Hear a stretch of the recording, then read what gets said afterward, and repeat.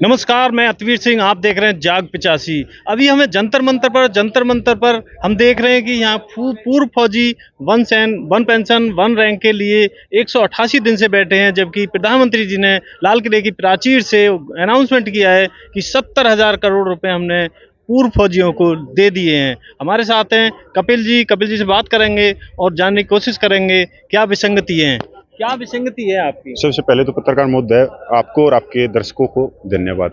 और भाई, जितने भाई देख रहे हो आप लोगों का वीडियो, तो इसको आप भी देखें और जो आपके आसपास में है उन भाइयों को भी दिखाएं जो पूर्व सैनिक है। आपने पत्रकार महोदय बहुत ही अच्छा सवाल पूछा कि 15 अगस्त को माननीय प्रधानमंत्री ने 70,000 करोड़ रुपये वन रैंक ऑन पेंशन के लिए बोले। इसके लिए हम केंद्र सरकार का और माननीय प्रधानमंत्री का धन्यवाद करते हैं। पर हम थोड़ा सा पीछे चलते हैं। हम 15 सितंबर 2013 की रैली की बात करें, जिसके अंदर वन रैंक ऑन पेंशन जो फर्स्ट थी, सर्कुलर नंबर 555, उसके अंदर हम बात करें तो 42,700 करोड़ रुपए की। आज तक हमने उन्हीं पैसे का नहीं पता लगा कि वो 42,700 करोड़ रुपए कहाँ गए। जबकि 15 सितंबर 2013 की रैली में माननीय प्रधानमंत्री ने बोला था कि जो कम उम्र में रिटायरमेंट कर दिए जाते हैं, अभी रिटायरमेंट भी क्यों कर दिए जाते हैं पत्रकार महोदय, क्योंकि सेनाओं को नौजवान रखना, इसलिए प्रति साल 60,000 से ज्यादा पूर्व सैनिक जिनकी उम्र 33 से 35 साल होती है, उनको रिटायरमेंट कर दिया जाता है। तो आज आप देखो कि जो कम उम्र में जो रिटायरमेंट होती है, जिनके लिए वन रैंक ऑन पेंशन पे जिनका सबसे ज्यादा अधिकार था, वो वन रैंक ऑन पेंशन से बाहर कर दिए गए। माननीय प्रधानमंत्री जहां कहते हैं कि जो हमारे छोटे रैंक के सैनिक हैं, जो हाथ में बंदूक लेके, पीठ के ऊपर पिट्ठू लेके, गोला बारूद भर के पहाड़ियों के ऊपर चढ़ते हैं और दुश्मन के छक्के छुड़ाते हैं, वो छक्के छुड़ाने वाले जो बहादुर जवान है, परमेश्वर जो रिटायरमेंट है, रिक्वेस्ट जो रिटायरमेंट है, वो वन रैंक ऑन पेंशन के सेकंड सर्कुलर नंबर 666 से बाहर कर दिए गए। रह गई बात कि सेनाओं के अंदर जो रीढ़ की हड्डी बोली जाती है, वो बोली जाती है जेएसयू रैंक, सूबेदार, ऑन रेडी, लेफ्टिनेंट, कैप्टन, उनको वन रैंक ऑन पेंशन से बाहर कर दिया। एक पैसे की बढ़ोतरी नहीं है। First one rank on pension की बात करें, 2014 की बात करें, तो उनके अकाउंट में आया 298 रुपये। अब हम बात करते हैं कि इस देश की आज़ादी के लिए जिन सैनिकों ने कुर्बानी दी है, उनकी सैनिक वीर नारियों को क्या मिला। अगर कोई सैनिक भाई 2 या 3 साल की सर्विस के अंदर शहीद हो गया, तो उनकी वीर नारियों को 1 रुपये की बढ़ोतरी नहीं। एक तरफ सिपाही से हवलदार की जो बढ़ोतरी दिखा रही है, 2300 रुपये की बढ़ोतरी दिखा रखी है। दूसरी साइड ये अधिकारियों को उनको दे रहे 5.5 लाख रुपये का एरियर। कोशियारी कमेटी बिल्कुल साफ सुथरी शब्दों में बिल्कुल उसकी साफ व्याख्या है कि जो कम उम्र में रिटायरमेंट आया है, उनको वन रैंक ऑन पेंशन दी जाए, क्योंकि उनकी पेंशन बहुत कम है। और यहां पर क्या किया, केंद्र सरकार के साथ में गुप्त मीटिंग करके रिटायर्ड अधिकारियों ने वन रैंक ऑन पेंशन पे पूरा अधिकार कर लिया। यह वन रैंक ऑन पेंशन ना होगी, वो ऑफिसर रैंक ऑफिसर पेंशन होगी। आज हम माननीय प्रधानमंत्री से हाथ जोड़ के आपके चैनल के माध्यम से ये रिक्वेस्ट करते हैं कि जो 70,000 करोड़ रुपया दिया, वो 70,000 करोड़ रुपया किसी व्यक्ति विशेष की जेब से नहीं दिया, वो 140 करोड़ लोगों ने खून पसीने से इस देश को टैक्स दिया, उससे दिया। तो क्या माननीय प्रधानमंत्री जो अपने आप को कहते हैं कि मैं चौकीदार हूं, तो एक चौकीदार का एक संवैधानिक जिम्मेवारी है कि वो इसके ऊपर श्वेत पत्र लेके आए। माननीय प्रधानमंत्री जी, आप तक मेरी बात जाती है तो पूरा देश भी आपसे यही रिक्वेस्ट कर रहा है। जो हमारा 28 लाख पूर्व सैनिक है और उनका जो परिवार है 5 करोड़ से ज्यादा, तो वो एक ही मांग कर रहे हैं कि आप इसके ऊपर श्वेत पत्र लेके आओ। अब दूसरी बात, जो और विसंगतियां हैं, डिसेबिलिटी पेंशन की बात कर ले, वहां पर जो जवान देश की रक्षा करते हुए जो घायल हो गया, जिसकी आंख चली गई, जिसका हाथ चला गया, पैर चली गई, लात चली गई, आज उनको डिसेबिलिटी पेंशन पर मंथ 18,000 रुपये मिलती। दूसरी तरफ जो अधिकारी हैं, उनको 2,52,000 रुपये मिल रही है। तो बाबा भीमराव अंबेडकर का जो समानता का अधिकार है, आर्टिकल 14 से लेके 18 तक समानता और अधिकारों के ऊपर ही चलती हैं सारी की सारी। तो सर, क्या हमारा अधिकार नहीं है कि हम उस समानता की अधिकारों की बात कर सके? क्या हम सरकार से, केंद्र से ये नहीं पूछ सकते कि भाई डिसेबिलिटी पेंशन जो है वो अमीर गरीब का क्यों देख रही है, वो रैंक में क्यों बंटवारा किया गया?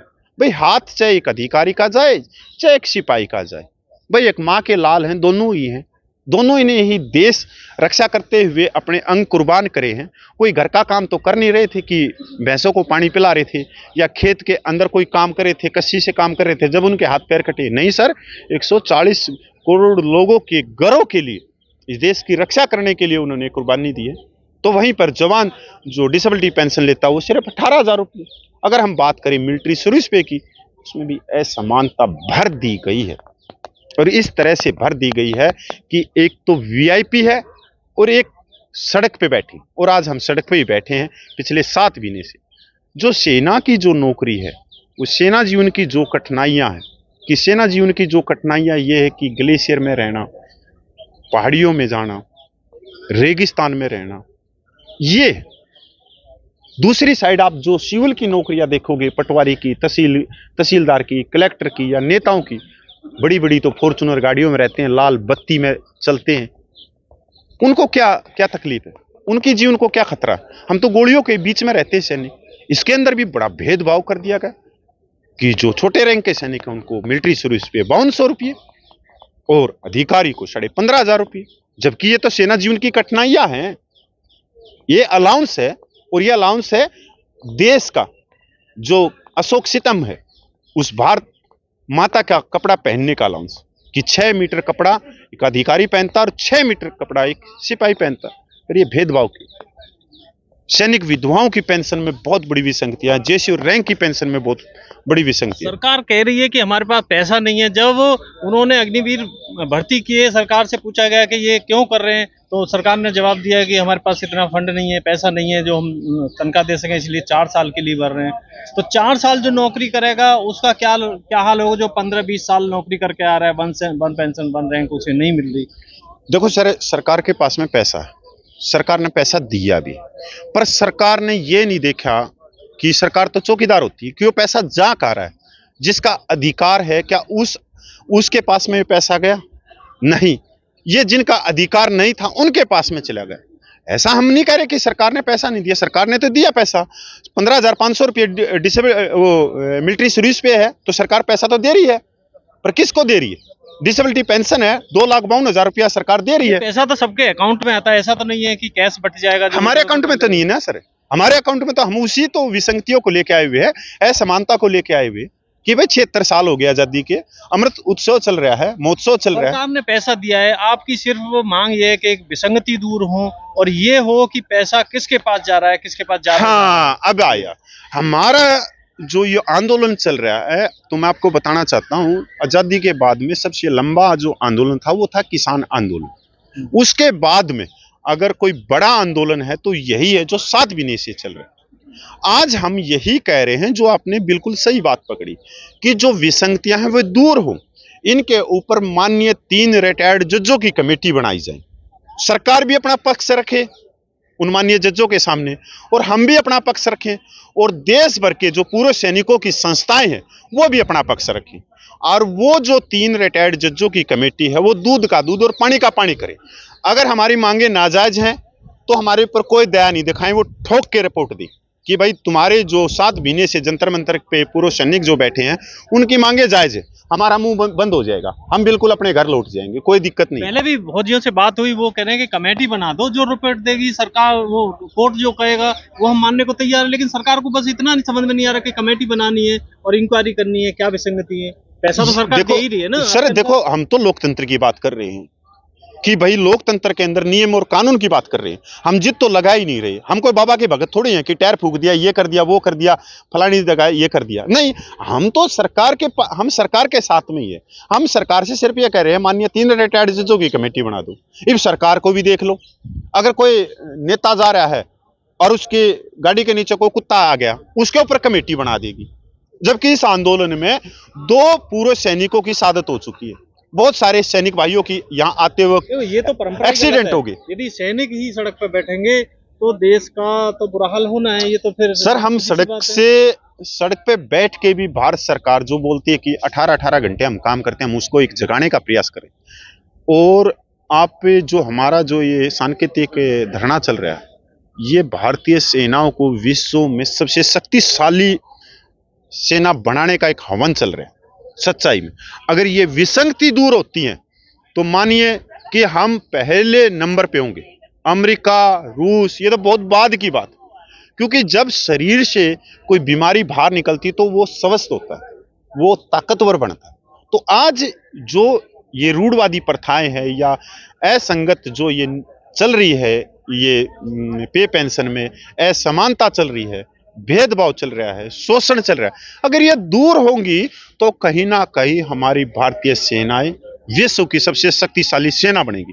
और हमारे लिए तो सर, हमने तो वैसे भी नमक खाया है, और हमारे लिए सबसे बड़ी गर्व की बात आप होगी। 7 महीने से बैठे हो, सरकार डरती है गिरने से, तो ऐसा तो आप कुछ कर नहीं सकते कि आपकी वजह से सरकार गिर जाए तो सरकार डरे। चलो, आपने ये प्रश्न पूछा, पहली बार मैं इसका मैंने आज तक बोला नहीं हूं, मैं इसके ऊपर पहली बार आपके चैनल के माध्यम से बोल रहा हूं। सरकार को कहीं ना कहीं मालूम है कि इसकी वोट प्रतिशत टूट रही है, जबकि आज तक के आपने देखा होगा 7 महीने में हमने कभी भी केंद्र सरकार की बाई नेम लेकर आलोचना नहीं करी, जैसे मैं अभी कर रहा था आलोचना। नहीं, सिपाहियों को तो शोभा भी नहीं देता कि वो मतलब एक आलोचना का भी बहुत एक अलग चीजें होती है कि आलोचना करना भी हमने बहुत ही प्यार से संवैधानिक शब्दों में करी, और आलोचना भी इस तरह से की है जैसे बच्चा रोता है दूध के लिए, तभी तो उसकी माँ उसको दूध देती है। वो हमने पहले और सिपाहियों के मुंह से आज वोट प्रतिशत की आप बात करोगे तो आज तक हमने कोई बात भी नहीं कही, और आज वोट प्रतिशत केंद्र सरकार की टूट रही,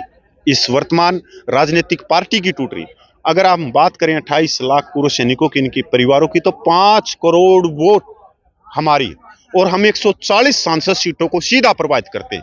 उत्तराखंड, हिमाचल, हरियाणा, पंजाब, राजस्थान, उत्तर प्रदेश, गुजरात, कुछ साउथ की सीटें, 140 सांसद सीटों को सीधा। आप लंबे पीरियड की अनशन की बात कर रहे हैं, धरने की बात कर रहे हैं, यदि 2024 तक ये गया और आपकी मांग नहीं मानी तो क्या आप वोट की भी चोट देंगे? सर देखो, वो तो आने वाला समय है, फेडरेशन कहेगी। मैं तो एक सिंपल सा कार्य करता हूं, जो मेरी ड्यूटी लगती है मैं वो कर देता हूं। सर देखो, संख्या बल हम समय समय पर संख्या बल भी दिखा रहे हैं, और हो सकता है कि सितंबर के बाद में कोई बड़े फैसले भी लिए जाएं, क्योंकि सितंबर के अंदर हो सकता है कि फेडरेशन कोई बड़ी मीटिंग बुलाने की। नहीं, 23 तारीख को बड़ी मीटिंग बुलाई थी जंतर मंतर पर, वो रैली थी, उसके बाद में एक और मीटिंग होने वाली है अभी सितंबर में, क्योंकि हमारे जैसे देवभूमि उत्तराखंड है, हिमाचल है और पंजाब में है, बहुत बड़ी एक आपदाई है, प्राकृतिक आपदाई भी है, तो हमारे बहुत सारे नुकसान भी हुआ है। हमारे जो सैनिक परिवार हैं वहाँ रह रहे थे, उनके पूरे बाढ़ में उनके घर भी चले गए, उनको उठने में भी थोड़ा समय लगेगा, तो उसी समय के लिए आंदोलन थोड़ा आगे जा रहा है, आगे जाएगा। तो सितंबर के अंदर हो सकता है कि फेडरेशन जो भी जितनी भी संस्थाओं ने समर्थन किया उनकी सबकी डेलीगेटों की मीटिंग दिल्ली में बुलाए, और उनसे एक सर्वसम्मति से जो भी वो फैसला निर्धारण करेंगे, उसके बाद में कोई बड़ी रैली होगी या कुछ और होगी, तो जैसा उनका हुक्म आता हम तो उस तरह से अपने लग जाते हैं। देश की जनता के लिए, देश की सरकार के लिए आप क्या मैसेज देना चाहेंगे? तो सर मैं सिर्फ यही मैसेज देना चाहता हूं कि जैसे हमारा आज वैज्ञानिकों ने हमारे पूरे 140 करोड़ लोगों का सीना गर्व से भर दिया, पूरा संसार आज हमारे को वाई कर रहा है, हमारी तरफदारी कर रहा है, पूरे भारतीयों की हमारी पीठ थपका रहा है। ये सिर्फ एक वैज्ञानिकों को ये बधाइयाँ नहीं मिल रही, ये हर एक नागरिक को मिल रही है। जहां हम 2023 में अपना चंद्रयान 3 लेके मंगल ग्रह पे पहुंच गए, पूरे संसार को हमने दिखा दिया अपनी ताकत से, पर आज हम ये भी हैं कि अगर वो मंगलयान अगर हमारी कोई फोटो ले सकता है ऊपर से कि भाई यहाँ पर हम 7 महीने से बैठे हैं, तो मैं उन वैज्ञानिकों का धन्यवाद करूंगा कि एक मंगलयान से वहाँ से हमारी एक फोटो हमारी ले दे, और कि हम यहाँ पे बैठे हैं 7 महीने से, और माननीय प्रधानमंत्री, माननीय रक्षा मंत्री, माननीय ये देश के अनेक को ये नेता है, 140 करोड़ लोग हैं, ये नेशनल मीडिया है, इनको सबको दिखाएं कि 7 महीने से पूर्व सैनिक सड़क पे, हम बात आज बहुत ऊपर की कर रहे हैं, तो आज हम 7 महीने से बैठे हैं। और सर यहाँ बैठना कोई बहादुरी का काम नहीं है, ये एक हमारी मजबूरी है कि घर परिवार को सबको छोड़ के इतनी दूर दूर से सांकेतिक धरना चल रहा है। तो ये थे पूर्व सैनिक कपिल, जिनका कहना है कि सरकार हमारी बात सुने, और जैसे चंद्रयान 3 लॉन्चिंग हुआ है, सरकार द्वारा 17% बजट कम करने के बाद भी अच्छा रिजल्ट दिया है, ये भी अच्छा रिजल्ट देना चाहते हैं, किसान भी अच्छा रिजल्ट देना चाहते हैं, लेकिन उम्मीद सरकार से ये लगी हुई है कि कुछ उनके लिए भी करें। Thank you.